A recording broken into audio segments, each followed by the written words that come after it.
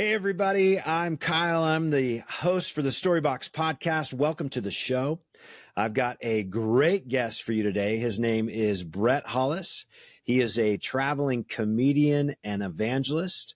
He's also an associate pastor at Park Ridge Community Church. He's married to his beautiful wife, Kim. They have two grown adult children, Brady and Heather, and they also have two grandsons, Bryson and Cooper. And they live in Federal Way, Washington. Brett Hollis, welcome to the show. Thank you. Thank you. How are you, Kyle? Hey, I'm doing well. I am doing well. I've actually been super excited about this as I think about your journey. And really on this show, what we like to do is try and capture some of that, the God moments, have conversations about things that you're passionate about. And so I think it would be, I just think, you know, when you think about this idea that somebody is a traveling comedian, I'd like for us to talk about that because that's become such a big part of your story. Yeah. And I think even as we talk about it some, it's been a big part of your story for most of your life since you were young. Right. Although a lot of people didn't know that. Right. There was a point where you were like, okay, Lord, maybe this is you. So let's talk about that. Tell us a little bit about, you could tell us some about your life growing up, what it was like at home, and then we could jump into some of the comedy stuff. Okay. I grew up in a great family, Christian family. My mom, I'm going to say this with all respect, my mom was a nut. That's just the best way to put it. She's been in heaven now for 7 years, but she has left a legacy. This woman looked like Carol Burnett and acted like Carol Burnett, for those that are old enough to remember that legendary comedian. My mom, when she walked into a room, the party started, and she was very, very funny. What was interesting with her, though, is from the time I was 5 years old and on, she was in and out of the hospital because she was diagnosed with colon cancer when I was 5. Wow. And she had some major surgeries. And I remember when she came home from her first surgery, I remember at 5 years old, she stood me on the bed, looked me in the eyes, and she said, "Brett, I don't want you to forget this. No matter whatever happens in your life, make sure you find something to laugh about every day." Wow. And that was my mom. And so I watched that, and I saw an example of someone that could laugh through hard times and make other people laugh. And it triggered something in me. And then I got my first Bill Cosby album. Now I realize bringing up Bill Cosby right now on this, some people are like, what? But Bill Cosby in his time, regardless of his behavior outside of show business, sure, he was a phenomenal comedian. Yeah. And I collected every one of his albums, and I began to just fall in love with the idea of stand-up comedy. In my school, I would perform for my friends. Here's what I would do. I knew that doing some jokes in a bad time would get me in trouble, either at home or at school, get me sent to the principal's office. I would always think through, is it worth it? And the answer was always yes. If I could make someone laugh, it was worth sitting in the principal's office. Heck yeah, it was. Yeah. So since I was 8 years old, I just wanted to make people laugh. I wanted to entertain people. And I kept that a secret for a number of years, but that was my heart's desire, is to perform. Yeah. So. Yeah. Well, and so you're currently an associate pastor, but you were a pastor for a number of years. You even stepped into a call to plant a church. How long when you planted that church, how long were you the pastor of that church? And where was that church? That church was in Kent, Washington. The name of the church is Riverview Community Church. I was on staff. This is the real name, just so you know. Church by the Side of the Road in Tukwila, Washington, was the church I grew up at. I was there since I was 9 months old. Was on staff there as a youth pastor and associate pastor for 11 years. Long story short, we owned property. The church owned property in Kent. I went down there with a group of people, and I started Riverview Community Church, and I pastored that church for 12 years. And then after 12 years, God made clear to me that my assignment had changed. Interesting. So, yeah. Well, and you and I have known each other. How long have we known each other? When was the first time we met? Well, I think we were in our new building. Yeah, you were. We got into our building in 2004 or 2005. And it was shortly after that, because your brother connected us, and that's where I met him. They started coming there when the building was built. And I'm going to guess we've known each other at least since 2006, 2007, would you say? You were teaching. You were teaching. Yes, I was teaching. Okay, so whenever that was. Yeah, no kidding. Holy cow. It's been that long. That's how old you are, man. You are old. Here's what I remember. I remember my older brother, Anthony, he's going to your church and he goes, and this is not stereotypical of my brother at the time. He just said, "Hey man, I don't know why, but I just have this deal going on where I feel like you're supposed to connect with my pastor." And I'm like, "Why?" And he's like, "I don't know. I'm not saying it's God. Maybe it is, but I just feel like you need to connect with him." And I'm like, "Okay." And so then we connect for coffee, and I'm coming like this blind date type of feeling, like, it's great. Like okay. date. I'm like, what is this? What is this? And we meet in, was it Federal Way? Yeah. I think we met in Federal Way. Yeah. Yeah.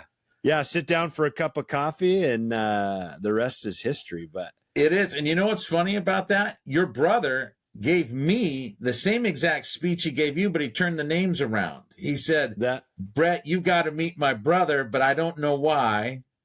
And here we are. Yeah. Now I know why. You're a great guy, man. Yeah. Right back at you. Thanks. Well, and it was in that conversation, we were just kind of small talk, getting to know each other. Yeah. But then I remember having that conversation about you going, "I'm not sure why I'm telling you this." Right. But that's right. You started talking about the comedy thing. Yeah. And so you were like, "I don't know why I'm telling you this. I feel like I need to tell you this." And we were talking about comedy and this like kind of wrestle of like, God, is this you? How could this be you? All this kind of stuff. And then I look at where you are now and I go, how cool, that, I don't know. I got to sit down and be a part of some of that journey that you're on. Well, in a big part too. I mean, honestly, I was struggling with a lot of things because that was a total life change for me. I mean, I remember the day that I felt God telling me he's got a different assignment for me. And I remember the day of going home to my wife and saying, "So what do you think about this?" What do you think? What was her response? All she had known, I was a pastor when we got married. That's all she ever knew of me. So what do you say, honey, if I quit pastoring and I go on the road and tell jokes? Huh? What? Does that bring security? Or are you feeling like? And do you know what this bride of mine said? I'm not making this up. She looked at me and she said, "If that's what you feel God is saying, I'm on board 100%. It was as simple as that. I couldn't. What? I was blown away. But she told me, and I'm not saying this about any pat on my back or whatever, but through our marriage, she told me, over the years, you've proven to me that you hear God and you'll take care of us. Yeah. And and I'll tell you, let me just say this for any wives or husbands watching this. That was so big for me in our marriage because as the husband, it put such a boost in me of, wow, she trusts. Like, I just told her the most ridiculous scenario I could think of, leaving everything I knew, starting something I didn't know. I had done stand-up comedy a little bit on the side, but not as my main, bread making thing, right? Right. And just the fact that she trusted me and trusted God, took our marriage to a whole nother level and really encouraged me. It was one of those rah, rah, sis, boom, bah moments where I just want to encourage anyone that is married, please be supportive. I'm not saying agree to every crazy idea that comes up, but there is this learning how to trust God and learning how to encourage and support someone within their dreams and calling that was really amazing. Wow. So, and you played a huge part in that. You played a huge part because I can't, in fact, I've journaled it so I could prove this, but I came to so many of those Starbucks moments with you going, I need prayer. God spoke to me through you so many times. Wow. That boosted me to the point of, you can do this. Honestly, I don't think I would have stepped out in some of the times that I did if it wasn't for your encouragement. So thank you. That's awesome, man. That's so cool. Well, praise God. Dude, wow. True. Well, I mean, I think, your journey and your journey of faith, there may be people that are watching this that are hearing, like, you saying, your wife says, you've proven to me that you hear from the Lord, or you hear from God, and you act on that in faith, and it's worked out. What for it, like, in your relationship with God, what does that look like? Is there a process that you go through when you're hearing from the Lord? Is it, because people have thoughts like, oh, God showed up and spoke in his ear, and Brett has this amazing ability to hear God. Like, what does that look like for you? Because I know a number of different people maybe hear from God a little bit differently, but what does that look like for Brett? For me, it was learned over time, recognizing when it was God and when it wasn't. I mean, I've missed it. Please don't get me wrong. I've missed it a number of times, but one of the things that has helped me more than anything is I've journaled since the day I started following Christ. And I don't journal every day, but I journal a lot. I mean, I journal my ups and my downs. I journal things like trying to figure out if it's God or not.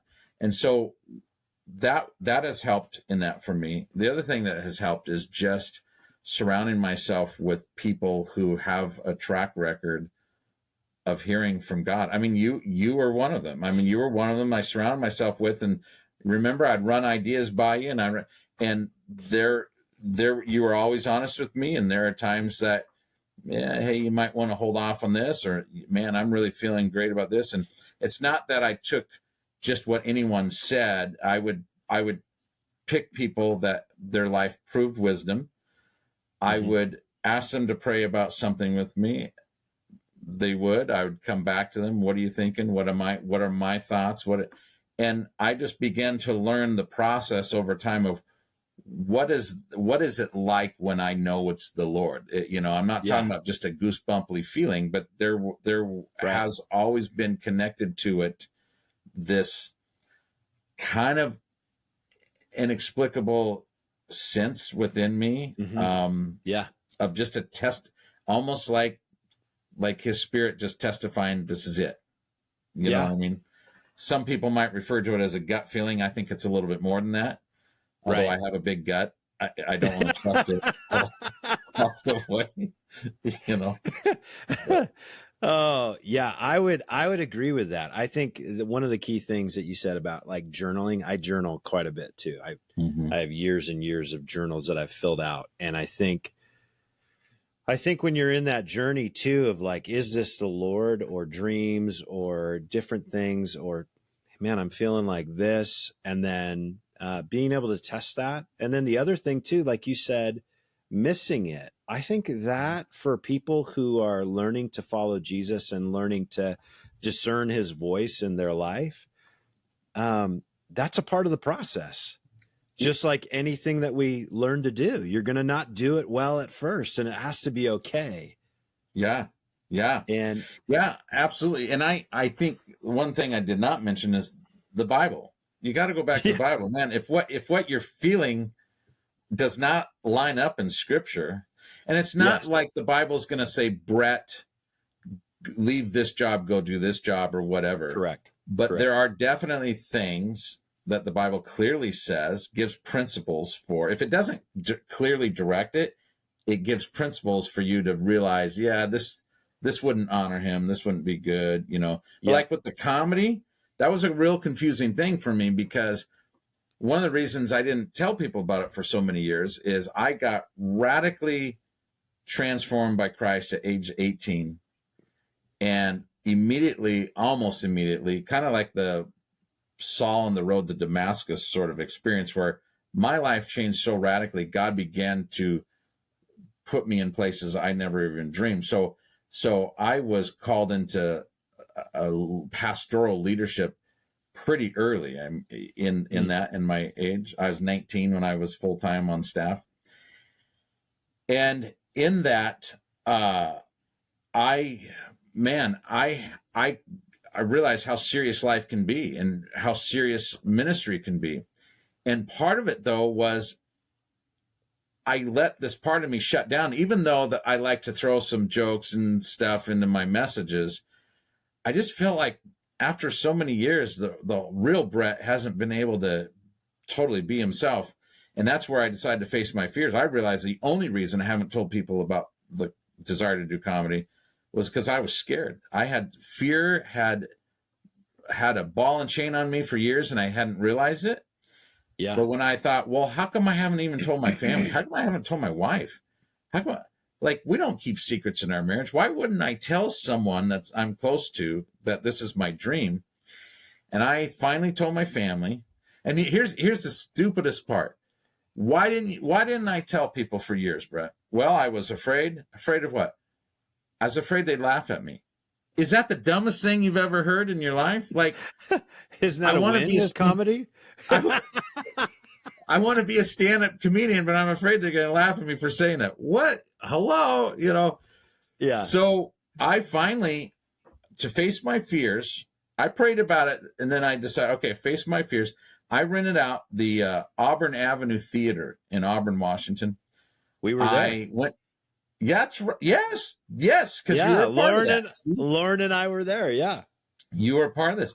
And it was to face my fears and see if this is really of the Lord. And I asked 6 different friends from 6 different walks of life if they'd help sell tickets, because I was not going to. I didn't even announce it to my church. It was never announced to my church because I didn't want the audience to be people that I knew. I didn't want it to be all people that I knew and would just laugh because they love me. I didn't want to be that guy on, American Idol. Oh, my family said I was a good singer. That I didn't want to do that. And between these 6 friends of mine, they all sold out. We sold out 250 tickets. And when I came out on stage that night and began to perform and heard the laughter, it was like I became whole. That's God, awesome. I knew I was called to preach, and I always want to preach. And if I had to choose between making someone laugh and presenting Christ, I would take presenting Christ. However, God has given me a vision of how I can do both now. And so my life changed that night. Wow. And you were there. You were there for my life change. Thank you. Yeah. And my wife had not met you before, and she died laughing the whole night. She's like, really? He's really? Oh. Yeah, dude. She was like, he's really funny. And I'm like, that's nice to hear. Thanks. Yeah, man. It is good stuff, man. Yeah, so would you say, since stepping out, what year was that when you stepped into, when you made the transition from your role as lead pastor of the church that you had planted? What year was that? 2013. 2013. Okay. Yeah. And so it's been 11 years since you've done it. Yeah. And what has the journey been like? Has it just been like, oh yeah, it's amazing. This has all been like so perfect, and I just feel like the wind's at my back? Or has there been times where it's like, Lord, did I miss it? Lord, was that you? Well, I'll tell you a story. A friend of mine who's a pastor in Burien, Washington. Yep. He calls me, after I had announced what I was doing and stepped down from pastoring and all that. He calls me one day. I remember where I was. I was driving on 167 highway there in Washington. He calls me one morning and he says, Brett, I'm not normally like this. I don't take prophetic words lightly or whatever, but he says, however you want to label it, I think I have a word for you. And I said, all right, what's that? He said, just don't be surprised if it doesn't look like you think it's going to. Wow. And I was like, what? Good morning. I mean, like, why would you call me? It's not like I'm already a little freaked because I'm stepping out on faith with this. But I was like, okay. I hung up. But I felt like I had such a big vision that, I mean, I really felt like God planted in me this thing he wanted to do. And so I wrote it down in my journal and I took it to heart, but hey, let's go for this. It has looked so different than I thought it would look. It has been, I've planted the church. I've pastored for over 30 years. This has probably been the hardest thing I've ever done.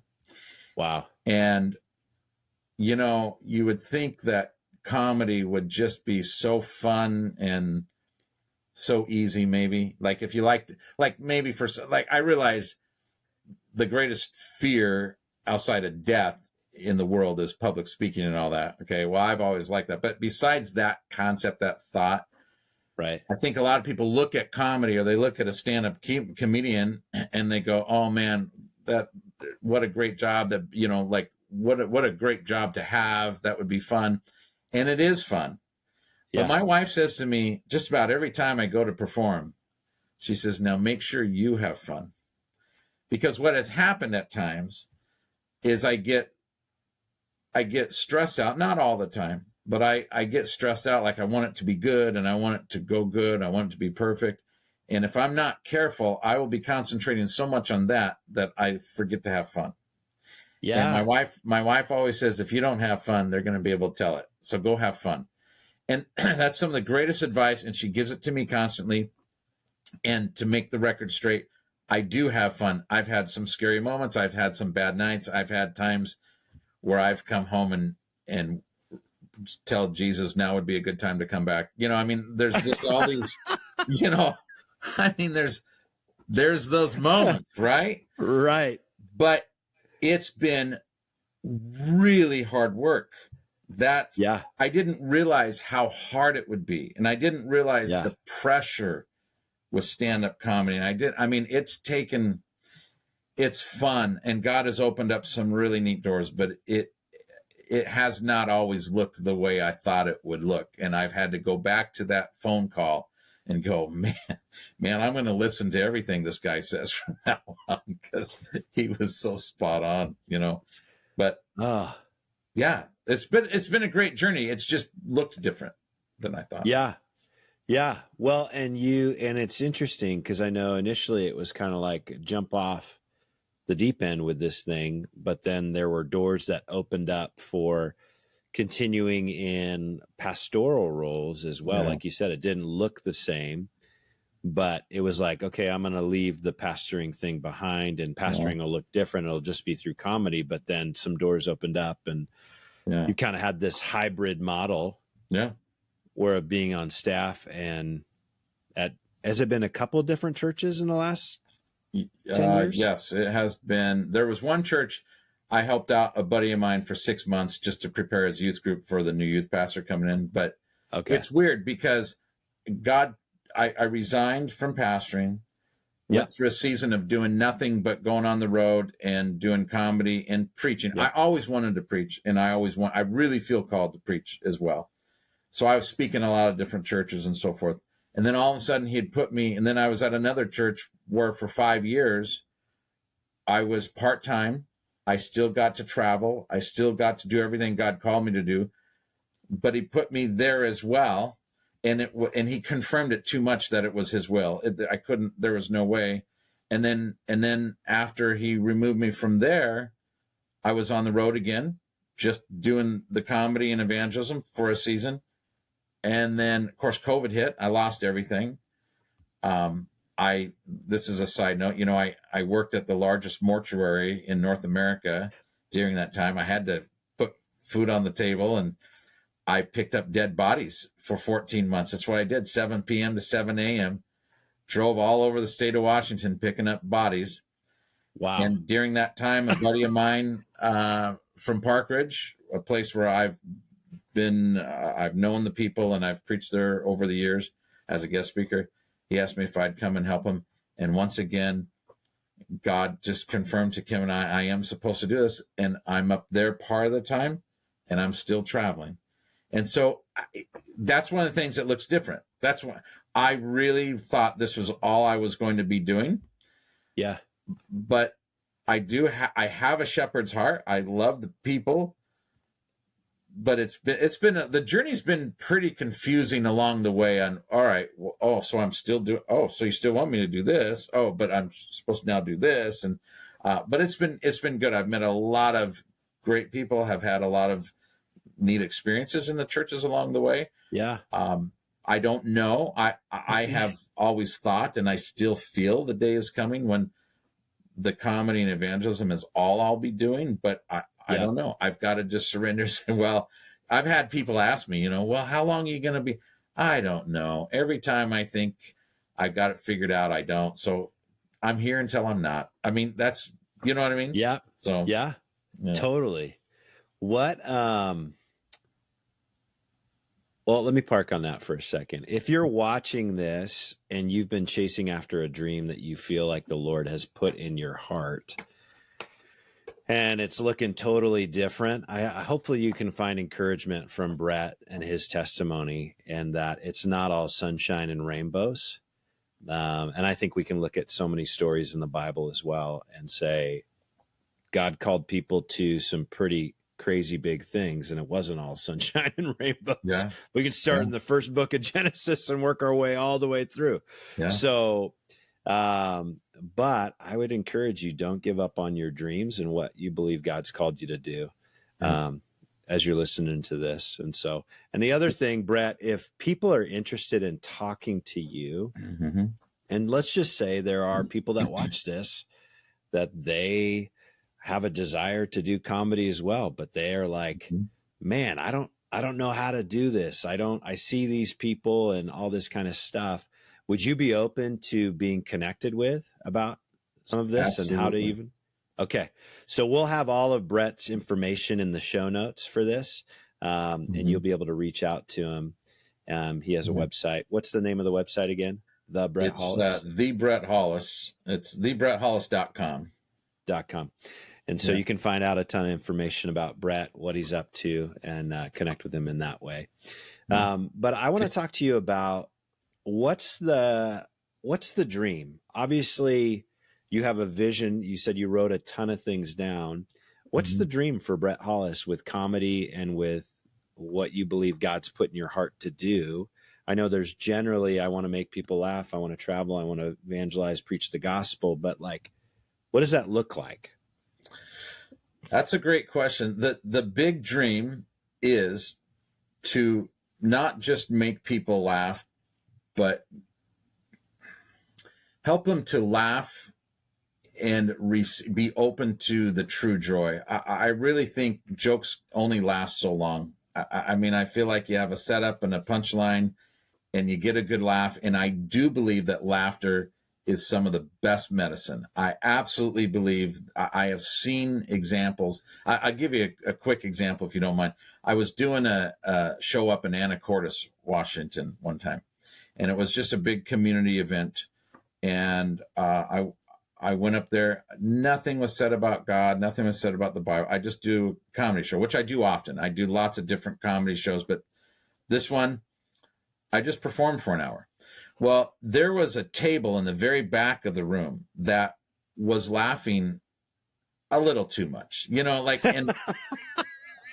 I mean, it was one of those, like I would tell a joke and then it's like, wah! And I'm sitting there thinking to myself, okay, I know that wasn't that funny. What? Come on. You know what I mean? I mean, thank you, but right.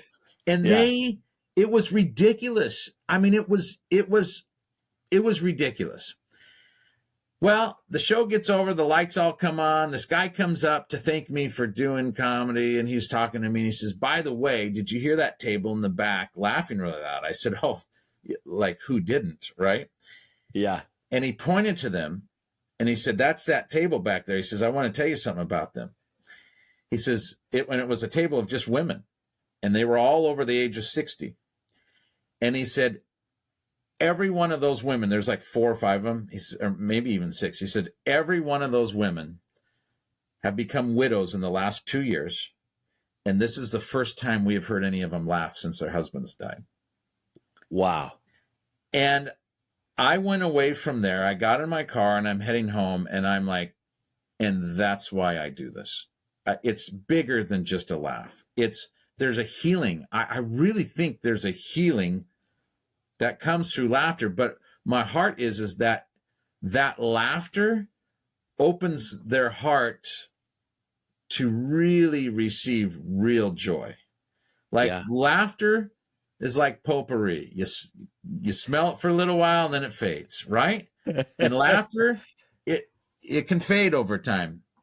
Joy doesn't fade. Real joy does not fade because it's in you through a relationship. And so here's my vision. So that the big vision is, whether I'm one-on-one or in front of a mass crowd, I want to help people laugh, and I want to help them know and understand true joy through Christ.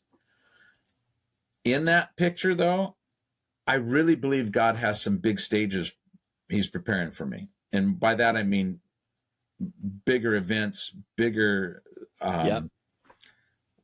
whatever. I really believe he's got some big stages waiting for me. Yeah. I've had some large events and so forth, but there's just something. I remember doing an open mic years ago when I first started, and I was at this comedy club in Seattle, and I was not known, and you have to get on the sign up list early. And anyhow, I had to sit through 22 comedians, amateur comedians, before I could get up there. Wow. Well, I don't get up there till midnight. Look, I'm not saying I was great. I'm just saying most of them were really bad. And I'm not doing that as a put that, like they were filthy. Like it was filthy, dirty, right? Right. I was the only one that did anything clean that night.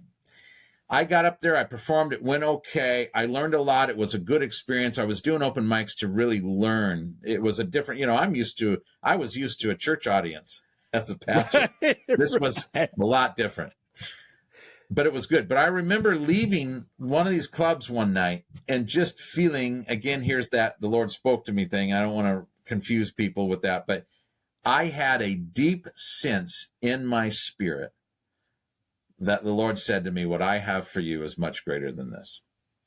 Yeah. And I've banked on that, and I have. And so to say what my vision is, when it comes to comedy, I believe it's that. But the vision that God has clearly given me moving forward is taking the gospel and taking comedy and combining them. So what I've done for the last 2 years is I will pray specifically, asking God for a region. What's a region? Where's somewhere that He wants me to go? And whether it's a state or it's a city or a town, I will see if I have I'll pray. I'll spend time. I'll pray like for a couple months before I make any move on it. If I have any contacts in that area, I'll contact them. I'll cast my vision. Here's my vision. I come into a town or a city. I connect with a host church who rents out a secular venue. Theaters are my favorite. I love doing theaters. It can be a performing arts center. It can be a theater, something like that. Sometimes, like I did one in Minnesota this year, that this one town was so small they didn't have a theater, so they did a community center. That worked great too. I come in, the entire town, city, everybody, I do a comedy show. Boom, that's it. At that comedy show, they're invited to some special services the next day. So what I typically do is I come in on a Saturday. Mm-hmm. I do comedy. On Sunday morning, I then speak at a local church and then maybe do special services. I've done everything from just a Sunday morning to Sunday morning, Sunday night, Monday night. And what I do is I still work comedy in there. It's still fun, but every day gets a little bit more. So the first day is comedy with gospel. Second day is a little less comedy, a little more Bible. Third day is a little less comedy, a little more Bible. But it's always fun. It's always got humor in it. Yeah. But what I've been seeing, I've been doing this for 2 years now. I've been seeing this unique approach that God is using to break down walls with people. And we've seen salvations. We've seen healings. Wow. We've also seen Christians that have been struggling with depression or whatever the case may be, freed. We've seen joy just enter people again who are already Christ followers. I mean, it's been a fun, everyone has a little bit different results, but man, It's just been fun. So my vision is to go into regions, do comedy that leads to opportunity to share Christ, that leads to that joy that never leaves. You know, the laughter's going to fade, the joy will not. If that makes sense? Totally. Yeah. Man. So you've said, obviously, salvation's the greatest miracle is when somebody comes to Christ, but you said healings too. Yeah. Tell us about that. Like, what do you mean? Yeah. So we've had some physical healings. We've had, there was one place I was at, and I was out in Illinois earlier this year, and there were people who, this was a unique one because we had some physical healings there, but there was, I want to say maybe 3 people there that because of PTSD and different things had not been sleeping for years, like just would get 2 or 3 hours of sleep. And I did comedy, and then we prayed over them. And I just got a report from the pastor literally 2 weeks ago that was back in April. Those people have been sleeping like a baby since. I mean, it's interesting things like that. So there's freedom that Christ is bringing through the laughter, but coupled with the word of God and the hope of healing and the hope of freedom from things. And it's just been fun to see how God can take something as unique as really stupid jokes and use them to open the door for the greatest message ever told. I mean, that's just so been fun awesome for me. And, you know, I go into every situation like trying to hear a fresh word from God for those people for that moment. Man, I'm telling you, it's been fun. We've been doing it in Wisconsin, Washington State, Wisconsin, Minnesota, Illinois. I'm going back to Wisconsin to do some more in 3 weeks. And I'm just excited because it's a unique way of reaching people for Christ. What I have been doing the majority of the time, I do customized comedy shows. Some person brings me in, I customize it.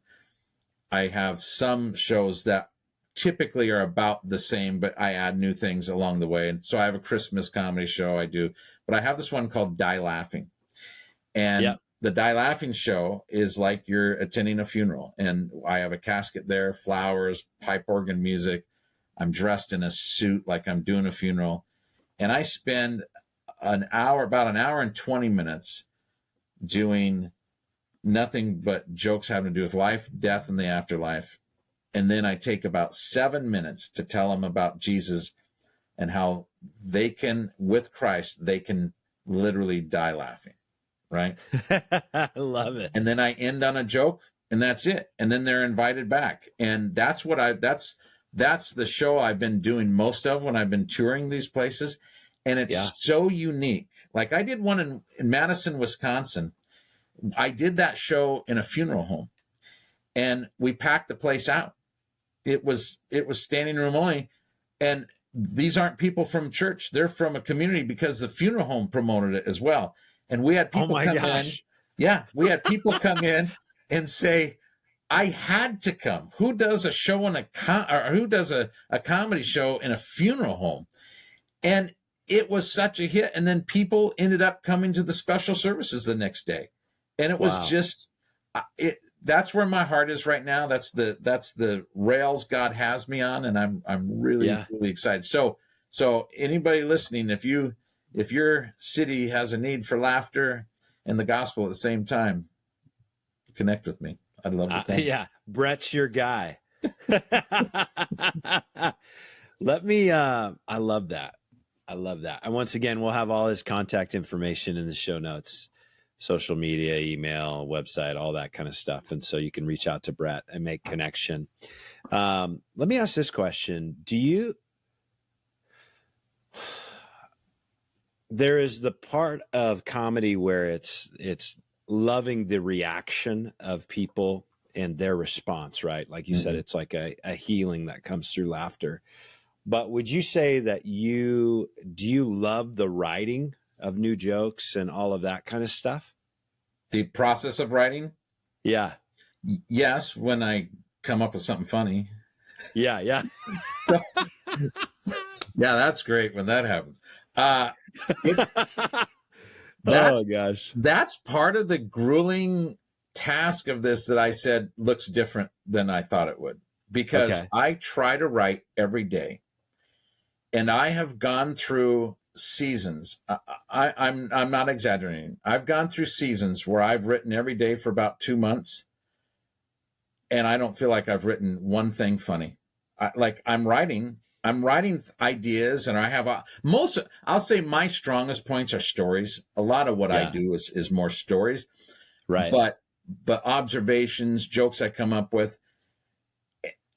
And I get frustrated, but it seems like God always has it there when I need it. I mean, there have been times I've been performing. I have a couple of my best jokes that came accidentally through improv. I'm up there doing it. Someone says something, or I think of something that I hadn't planned, and I say it, and it gets such a huge reaction that I go, man, I got to remember that one when I go home. And I go home, I write it down, and then it becomes a joke that I, add in there. There's other times that I work at it. And I really believe there's something about training your brain for humor and comedy where if you write on a regular basis, you just train yourself to look for the right things and piece things together. Right. And in the moment, sometimes sitting at my laptop, it doesn't click, but I'll be driving down the road, and all of a sudden, God will give me an idea from something I wrote over here, connected to an idea I wrote over here and something else over here. And all of a sudden I'm driving and I got to do a voice message to myself because it all came together and I didn't even know the three were related or connected, but then it becomes a good joke. So to answer your question, yes, I do.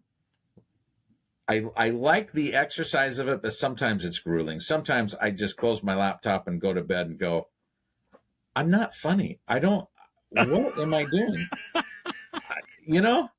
I mean, Oh, man, I would disagree. You are funny, but I can imagine if being funny is your job, calling and job, then it's that whole, gosh, Lord, I need something fresh here. I need something from you. There's a lot of pressure with it. I don't think people realize. I mean, people have asked me, okay, what's the difference between preaching and comedy? They all say, do you get nervous for them? Sometimes I get nervous and sometimes I don't. And it's really hard to understand why. I think sometimes the nerves kick in more if I haven't done it in a while. Like if I've been on vacation or whatever, and I haven't done a show in 3 weeks or whatnot. Yeah. It kind of feels like I'm starting all over. If you're doing it on a regular basis, it's a lot better. But I tell people, look, preaching, I am simply a messenger. So if you don't like what I'm saying out of this book called the Bible, that's between you and God. There's no sweat off of my back. Right. But if I get up and you pay to come and see me, for an hour and I'm not funny, well, then I'm just simply a bad comedian. And then that's a pressure, right? That's like, right. that's really hard because people pay and they expect a show and they deserve, if they're going to pay, they deserve a good show. Right. And right. that's where pressure comes in. And there have been times I've been invited just to speak somewhere and God will give me, I always like to have fun in my message, but not every message allows for that. And that's something you got to learn along the way. And there have been times that God's put a really heavy message on my heart and they'll introduce me like, and now here comes comedian Brett Hollis and he's going to make you laugh. And I'm sitting there like, I doubt that. I doubt I'm going to make you laugh. You know, hey, by the way, there's some things we need to talk about that you need to change in your life. Yeah, right. That's what it feels like. Yeah, man. No. Interesting, man. When I think about you, and I'm not saying these are the things that come into my mind when I think about you, Brett. Like I think about you are a great storyteller. You're super funny. You love the Lord. You have an intimate relationship with God. And I'm a dreamer. So when I think about you, I'm always thinking about like dreams for Brett that may not be dreams for Brett, but I'm always like visionary, creative, like, ooh, for this person, wonder if God's doing, and I love that. I oftentimes think about you and I go, I wonder if something that God might have in the future for you is that God would use you as a writer or a creator for a show that is just stinking funny. Cause I'm like, and probably selfishly, cause I'm like, I'd like to be in the room helping write this show. Yes. That'd be awesome. Yes. But like something that where you could literally do a show, have actors doing the show, funny stuff. But I'm like, I don't know. That might be something to pray about. You know, Kate, first of all, I just want to publicly thank you for your level of interest in my life and calling. And I'm not saying that as a joke. You truly have been such an encourager to me. And you have called me at times and have just said, hey, have you ever thought about this? And I love that. I will say my dreams, my visions are much bigger than I've said here. I'm still working through some of them.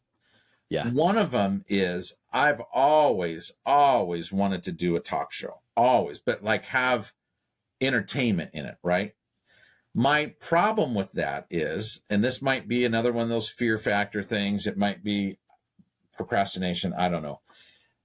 My biggest problem with that is we really don't need another talk show. I mean, right.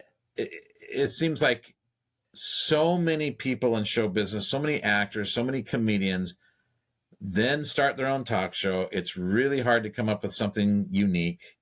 Right. And the average one lasts for maybe a year or two and then you never see it again or whatever. I don't want to be that guy. You know what I mean? I don't want to do that. But there is a dream in my heart to have a show that would help, that it wouldn't just be about, it wouldn't be a 3 to 5 minute conversation with some famous person, applaud them, their new movie, and then go on.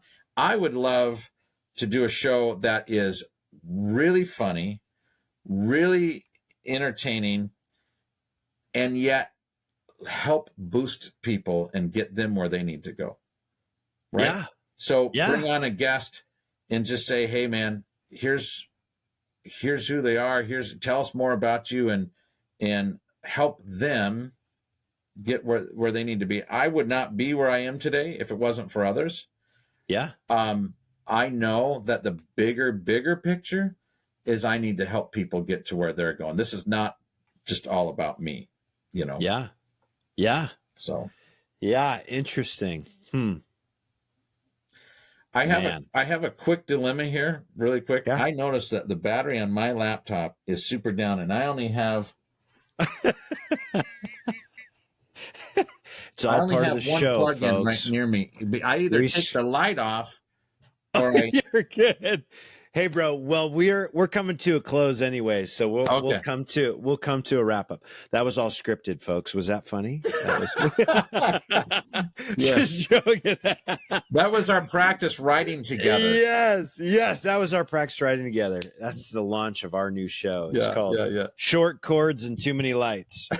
I didn't know it would suck the battery life out of that. That's crazy. You're totally good, man. You're totally good. Well, hey, as we are wrapping things up, we usually end up wrapping up the show with the guests praying for those who are watching. And so, and it's usually, let me say this, folks. If you're watching this and someone recommended it to you and you know that Brett is somebody who believes in and follows Jesus, and so do I, the reality is we want to make the gospel very, very simple for you. All of us have been created to have a relationship with God. And the Bible teaches us that all of us have gone our own way. It's called sin. We've chosen our own way. We've missed the mark of following Jesus. And God is perfectly just. And so he needs to judge that sin, but he's also perfect love. How does he do that? Well, the answer to that is his son, Jesus, who is the way, the truth, and the life. Jesus humbled himself as God, became a man, was tempted in every way, yet he didn't sin, which gave him the right to die on the cross for your sin, my sin, Brett's sin, everyone's sin. And he didn't only just die for you, but he rose 3 days later to conquer death on your behalf. And so the Bible teaches us that if we'll put our faith in Jesus, that he paid for the consequences of our sin, that we can be free from it and we can be saved from it. And so if you put your faith in Jesus and just pray a simple prayer like this: Jesus, I admit I'm a sinner. I receive what you did for me on the cross, and I surrender my life to you, and I want to follow you. You can be saved today. So if you prayed that prayer, we want to say, welcome to the family. And if you need to talk to somebody, please reach out. But I'm going to have Brett pray for everybody who's watching, whether you're already a believer or just becoming a believer or wrestling with that. I'm going to ask Brett to close our show today and pray for you guys, and then we're going to be done. So Brett, would you pray for everybody that's watching? Absolutely. Father, I've had a lot of confusing things in my life, but one of the most confusing is the understanding that you love me and you died for me. And I pray for everyone listening that, God, that you would really open their eyes and their ears today to understand how great you are and our great need for you. Lord, it's not what you want from us, it's what you want for us. And God, I just know that life eternal is your greatest gift for us. Lord, may this podcast and all the others that Kyle will be doing, may they be encouragements, may they inspire people. And God, we just would pray your blessings on it, your blessings on Kyle and his ministry. And Father, for every listener, we pray that they would be encouraged to step out in faith and be everybody that you've called them to be. And God, I just commit them to you now in the name of Jesus Christ. Amen. Amen. Brett, thank you for being on the show. And once again, folks, if you want to connect with Brett, we'll have all of that information in the show notes. We hope that you guys have an amazing week, and we will see you on the next episode of Storybox. Amen. Have a great day. Thank you, Kyle. Thanks, buddy. Absolutely. Yep.